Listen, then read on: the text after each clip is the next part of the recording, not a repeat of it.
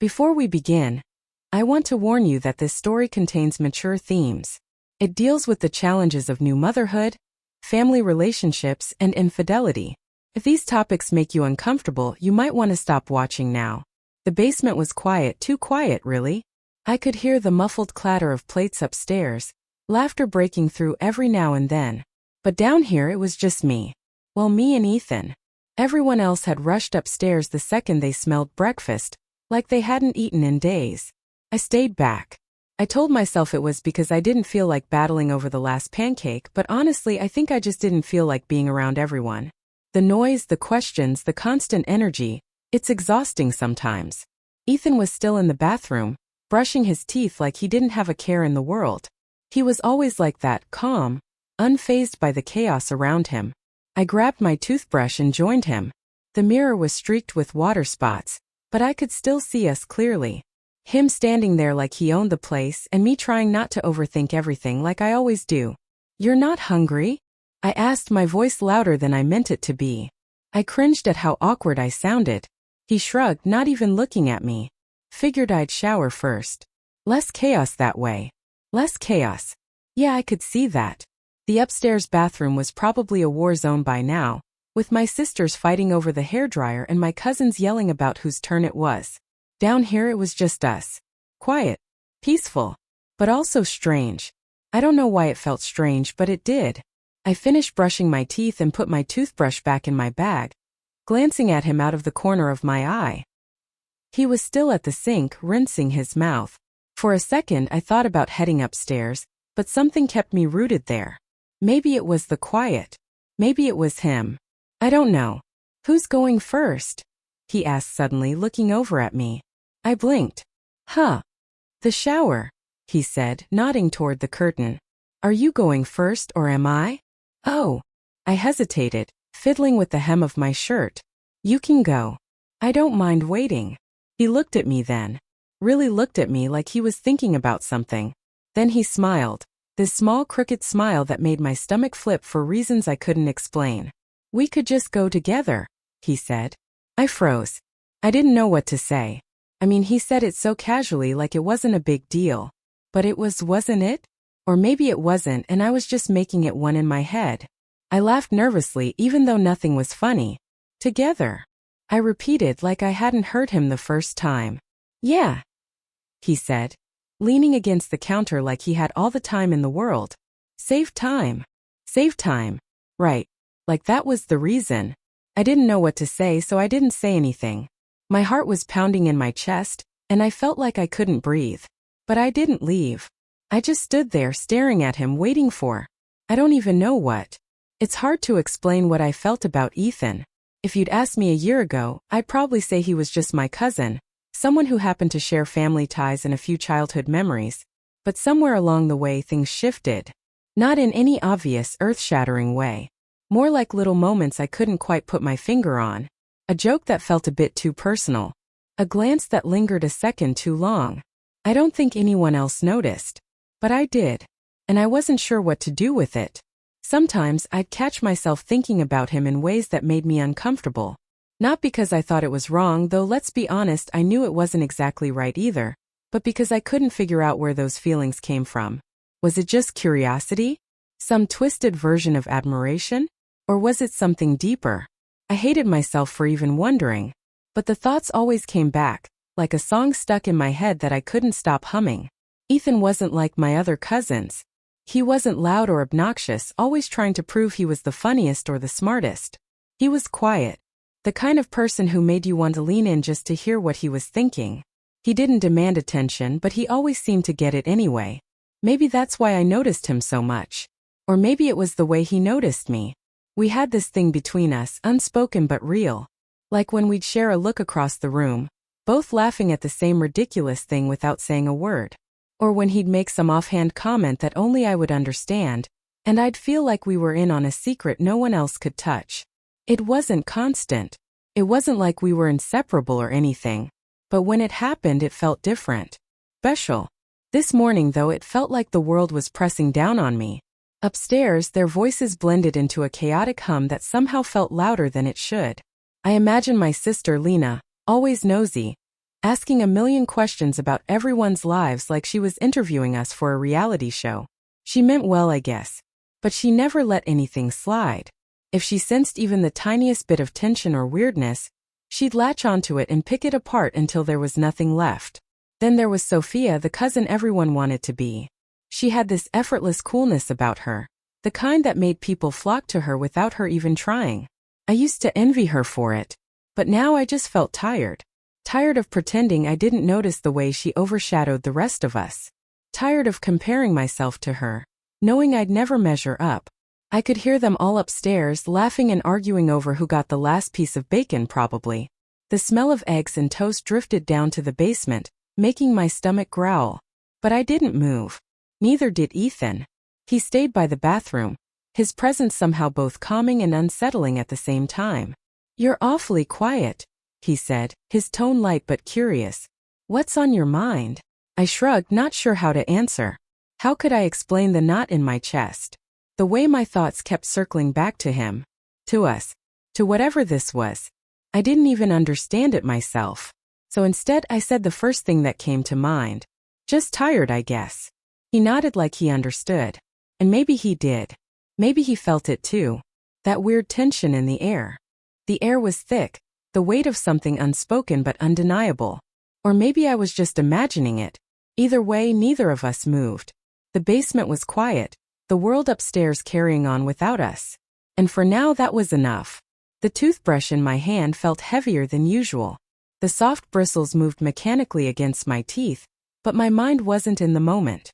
My gaze kept drifting, stealing quick glances at Ethan through the mirror's smudged surface.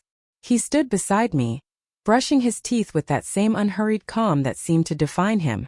The bathroom was small, cramped even, with the faint scent of body wash lingering in the air. But his presence made it feel different. The silence between us wasn't uncomfortable. If anything, it felt louder than words. I tried to focus on the task at hand. Counting the seconds in my head like that would make the moment less strange.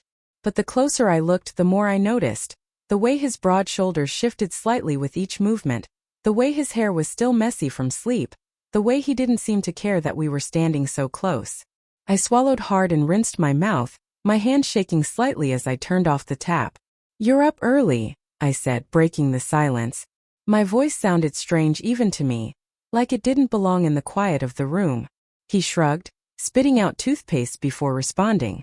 "Figured it's better to get it out of the way now before everyone else starts fighting over the shower." I nodded, trying to think of something clever to say, but my brain felt stuck. The air in the room seemed heavier, thicker. I grabbed my towel from the hook and turned to leave, but his voice stopped me. "You going next?" he asked, leaning casually against the sink like we had all the time in the world. Yeah, I guess," I mumbled, avoiding his eyes. There was something about the way he was looking at me that made my skin prickle. Not in a bad way, but in a way that made me feel exposed. Vulnerable. "We could just go together," he said. His tone was so nonchalant that it almost didn't register. But it did. I froze, my towel clutched tightly in my hands. For a moment I thought I'd misheard him. But when I looked up, his expression was steady. Calm. Like he had just suggested the most normal thing in the world. "Save time, right?" he added with a small shrug, his lips curving into a faint, almost teasing smile. My heart pounded in my chest. I opened my mouth to respond, but no words came out. Instead, I just stared at him, my thoughts swirling in a mess of confusion and disbelief. Was he serious? Was this a joke? But he didn't look like he was joking. I mean, my voice trailed off, my cheeks burning. I wanted to say no, to laugh it off, to do anything but stand there like an idiot. But the word didn't come. Instead, I nodded. Okay. I don't know why I said it. Maybe it was the way he was looking at me, or the way my heart seemed to race every time we were alone together. Maybe it was the part of me that was curious, that wanted to see what would happen if I stopped thinking for once and just let things happen. We didn't speak as we stepped into the shower. The small space felt even smaller with both of us in it, the curtain pulled tight around us. The water came on in a sudden rush, warm droplets cascading over my skin. For a moment, I focused on the sound of it hitting the tiles. Anything to distract myself from the fact that Ethan was standing inches away. First, it was awkward. Neither of us moved much, our backs almost touching as we stood there, letting the water do its job. My mind raced, every thought colliding with the next. What was I doing? Why had I agreed to this? But then I felt it. The faint brush of his hand against my hip. It was so light, I almost thought I imagined it. My breath hitched. I didn't move. Didn't speak. The air in the shower felt different now, charged with something I couldn't name. And then his hand was there again, more deliberate this time, resting on my hip. I turned my head slightly, catching a glimpse of his face. But he wasn't looking at me. His gaze was steady, focused, like he was testing the waters, literally and figuratively. My pulse pounded in my ears, drowning out everything else. I could feel the heat of his body, the way his fingers tightened slightly against my skin. And in that moment everything else seemed to fade. The sound of the water, the weight of the world outside this tiny space. It was just us. Just this. I knew it was wrong. I knew I should pull away. Say something. Anything to break the spell. But I didn't. I couldn't. My hands gripped the wall, my knuckles white as I felt him move closer. The steam swirled around us, making it hard to see. Hard to think. His touch grew bolder, his hand sliding to my waist. I felt his breath against my neck. My thoughts were a jumble of guilt, fear, and something I couldn't quite name. I knew this wasn't normal, wasn't okay. But in that moment I wasn't thinking about consequences. I wasn't thinking about anything except the way my heart was racing, the way his touch sent shivers down my spine, the way the world seemed to stop turning. I didn't know what this meant, or where it would lead. All I knew was that I couldn't breathe, couldn't think, couldn't move, and somehow that felt like enough. If you're still with me, don't forget to like this video, share your thoughts in the comments, and subscribe for more stories like this. Trust me, there's so much more to uncover. The sound of the water was the only thing anchoring me. It poured over my skin, warm and relentless, masking the thudding of my heartbeat. My hands were trembling, though I kept them pressed against the shower wall, trying to steady myself. My thoughts weren't steady though. They were everywhere. Flashes of guilt, excitement, fear, and something I couldn't quite name. Every part of me felt alive and on edge, as though I was standing too close to the edge of a cliff and couldn't tell if I was falling or jumping. I could feel Ethan behind me, close enough that his presence pressed against my senses. His hand was on my hip. His touch was firm yet tentative, as if he was waiting for me to push him away or pull him closer. I couldn't decide which I wanted more. And then, the water ran cold, snapping me out of whatever haze I'd been in. My body tensed. The spell was broken by the sudden chill. I turned off the tap and for the first time I faced him. We didn't speak. I couldn't bring myself to meet his eyes and he didn't force it. The tension in the air hadn't disappeared. But it had changed. It wasn't heavy with anticipation anymore. It was heavy with everything we weren't saying. Guilt, confusion, shame. I grabbed my towel and stepped out of the shower, my movements hurried and clumsy. "I'll let you finish up," I mumbled, my voice barely audible over the pounding in my ears. I didn't wait for a response. I couldn't. I left the bathroom before I could change my mind. The noise of my family hit me like a tidal wave. Laughter, conversation, the clatter of dishes. It was all so normal, so loud, and it made me feel like I was suffocating. I kept my head down, avoiding eye contact as I slipped into the kitchen. No one seemed to notice me, and for that I was grateful. But I couldn't shake the feeling that they knew, that they could see it written all over me.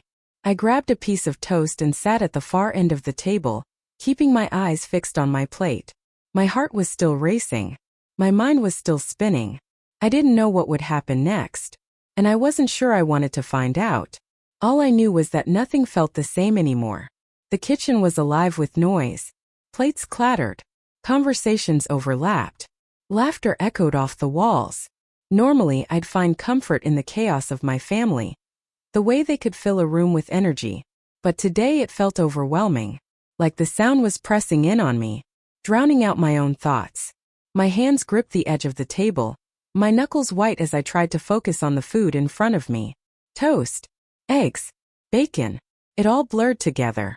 And I wasn't even sure why I had grabbed a plate. I wasn't hungry, not even a little. I felt like I was being watched. Every glance in my direction made my stomach twist, even if it was fleeting. Did they know? Did I look different? Was there something about me now, something I couldn't see but everyone else could? My heart raced every time someone looked my way, even if they were just asking to pass the salt. "You're quiet today," Lena said, her tone light but curious. Her words cut through the noise like a blade, and I froze, my fork halfway to my mouth. She was sitting across from me, her sharp eyes studying my face like she was trying to solve a puzzle. "Just tired," I mumbled, forcing a shrug. My voice sounded weak, unconvincing. I couldn't even bring myself to meet her gaze. "You? Tired?" she teased, a playful smirk tugging at her lips. "That's new." I laughed weakly, hoping it would be enough to satisfy her. But the look she gave me made my chest tighten. Did she know? No, she couldn't. How could she? I glanced down at my plate, pretending to be engrossed in my food, but my appetite was non-existent. Across the room, I caught a glimpse of Ethan. He was leaning against the counter talking to Sophia, who was laughing at something he said. He looked normal, calm, like nothing had happened. My stomach turned at the sight of him, a mix of anger and confusion swirling in my chest. How could he act so casual? Did it not bother him the way it was bothering me? And then, as if he felt my eyes on him, he glanced my way. It was quick, just a flicker of a glance, but it sent a shiver down my spine. His expression didn't change, but there was something in his eyes that made my breath catch. A reminder of what had happened. A reminder that I wasn't imagining it. The rest of the morning passed in a haze. I kept to myself, avoided eye contact, stuck to the edges of every conversation. Every laugh, every glance, every small moment felt like it was aimed directly at me, even when I knew it wasn't. My paranoia was suffocating, wrapping around me like a second skin. Later, when the family gathered in the living room for a game of cards, I tried to blend in.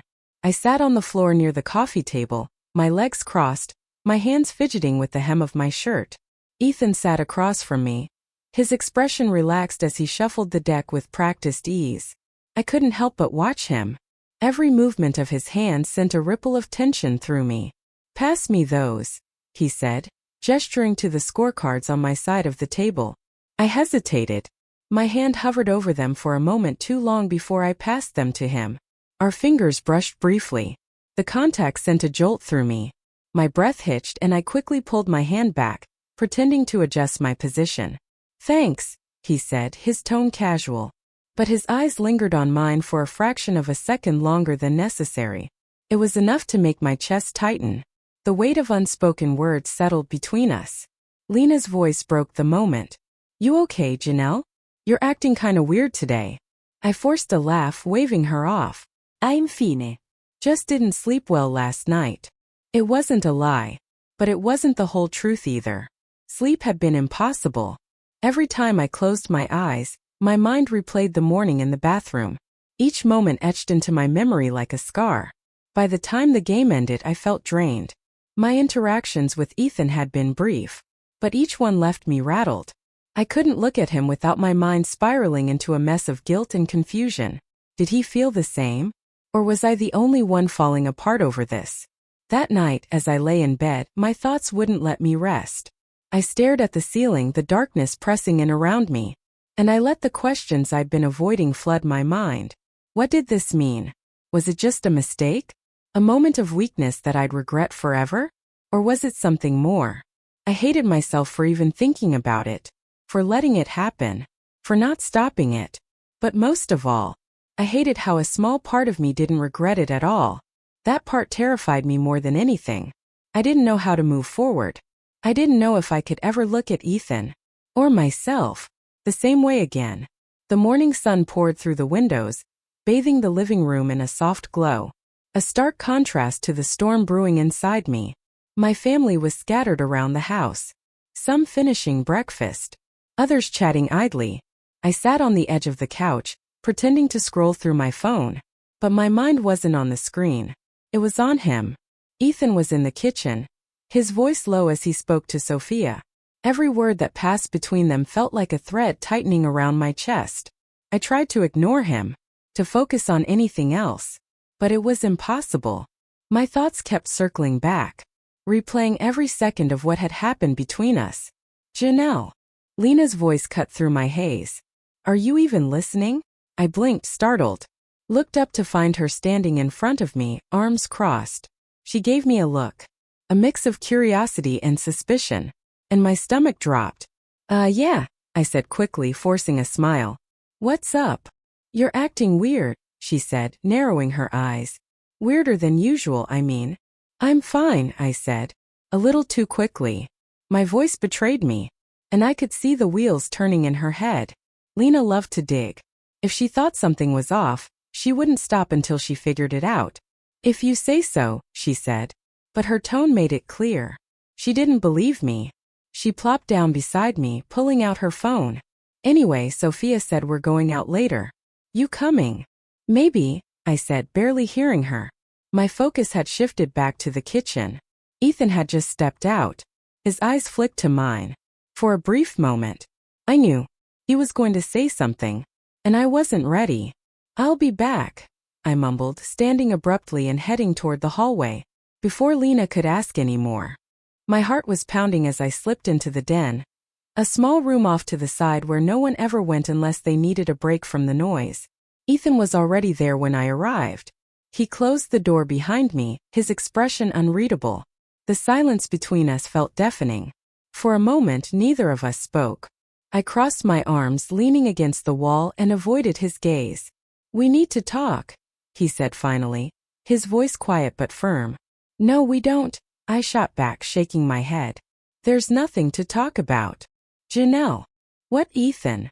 My voice cracked, and I hated how vulnerable it made me sound. What are we supposed to say? That it was a mistake? That we regret it? Fine, I get it. But talking about it won't change anything. He sighed, running a hand through his hair. I don't know what to do. I don't know how to act around you. It's like I can't stop thinking about it. My stomach twisted at his words. They mirrored my own thoughts, my own guilt, my own confusion, but hearing them out loud made it feel too real, too raw. You shouldn't be thinking about it, I said, my voice barely above a whisper. We can't let this happen again. I know, he said quickly. I know it was a mistake. I was stupid and I'm sorry. But it happened and now I can't stop replaying it in my head. I looked up at him then. Met his eyes for the first time since we'd stepped into the room. They were filled with guilt, with regret, and something else I couldn't name. Do you really regret it? I asked softly. The question slipped out before I could stop it. He hesitated. The silence stretched between us. I regret what it means, he said finally. What it could do to you. To me. To the family. A pause. But no, I don't regret it. His honesty hit me like a punch to the gut. I wanted to yell at him, to tell him he was wrong, that he should regret it, that we both should. But I couldn't, because deep down I knew I didn't regret it either. And that terrified me. We can't keep doing this, I said, my voice trembling. This isn't who we are. We're better than this. I know, he said, stepping closer. I know we are. But I don't know how to fix it. I don't know how to make this go away. The sound of footsteps in the hallway made us both freeze. My heart leaped into my throat as the doorknob rattled and Lena's voice called out, Janelle? You in there? Ethan and I exchanged a panicked look. I motioned for him to step back. Yeah, I called out, trying to keep my voice steady. Just needed a minute. I'll be out soon. There was a pause. Then Lena's footsteps faded. The near discovery left me shaking. The weight of what had just happened hitting me all at once. This wasn't just a mistake anymore. It was a mess. One that could ruin everything. This has to stop, I said firmly, turning back to Ethan. We can't keep pretending this didn't happen. But we also can't let it happen again. Do you understand? He nodded, his expression somber. Ido. I'm sorry, Janelle. For everything. I didn't respond. I couldn't. The words felt too heavy, too final. All I could do was walk away, leaving him alone in the den. As I stepped back into the chaos of my family, I hoped, somehow, I could leave the weight of this behind. Reflections. The house is quiet now. Most of the family has left. The echo of laughter and chatter that once filled these walls is nothing but a memory. I sit on the edge of my bed, staring out the small basement window, where the last rays of sunlight filter through. Feels surreal. The kind of stillness that forces you to think about everything you've been trying to ignore. I wish I could go back to before it all happened. Not because I want to undo it, though part of me does, but because I want to remember what it felt like. To not carry this weight. To not replay every second in my mind, dissecting it over and over, until I don't even recognize the person I was. What happened with Ethan? It wasn't just a mistake. It wasn't just a bad choice or a lapse in judgment. It was a reflection of everything I didn't understand about myself. My boundaries. My emotions. My weaknesses. For so long I thought I knew who I was. But now I'm not so sure. I don't condone what I did. I can't. It was wrong. Plain and simple. But pretending it didn't happen won't change anything. If anything, it's forced me to look at myself in a way I never have before. To ask questions I've always been too scared to face. Why did I let it happen? What does it say about me? About the way I see relationships? About the way I see myself? The answers aren't easy, and maybe they never will be. But I know one thing. I can't let this define me. I won't. I can't let one moment, one choice, be the thing that dictates the rest of my life. I have to learn from it, grow from it, set boundaries I never thought I'd need, and hold myself accountable for the person I want to become. Ethan and I haven't spoken since that day in the den.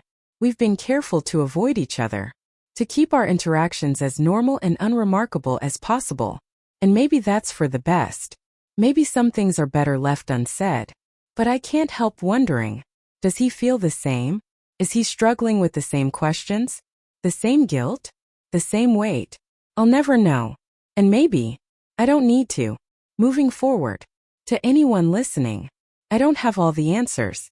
I can't tell you how to deal with moments like these, or how to make sense of the feelings that come with them. But what I can tell you is this. It's okay to feel lost. It's okay to make mistakes. What matters is what you do next. How you take those mistakes and use them to become someone better, someone stronger. Human emotions are messy. They're complicated and confusing, and sometimes downright overwhelming. But they're also what make us who we are. They teach us about ourselves, about what we value, about what we need to change. And if there's one thing I've learned, it's that growth doesn't come from ignoring the parts of ourselves we don't like. Comes from facing them, head on, and deciding to do better. As I sit here, letting the last of the sunlight warm my skin, I don't feel closure. Not really. There's still a part of me that's scared. Of who I am. Of who I might become. Of whether I'll ever truly forgive myself. But there's also a part of me that's hopeful. Hopeful that this isn't the end of my story. That it's just the beginning of something better. Either way, I want to hear what you think. Tell me, what would you do if your world fell apart like mine did? How would you move forward? Let me know in the comments. And if this story made you feel something, don't forget to like, share, and subscribe for more.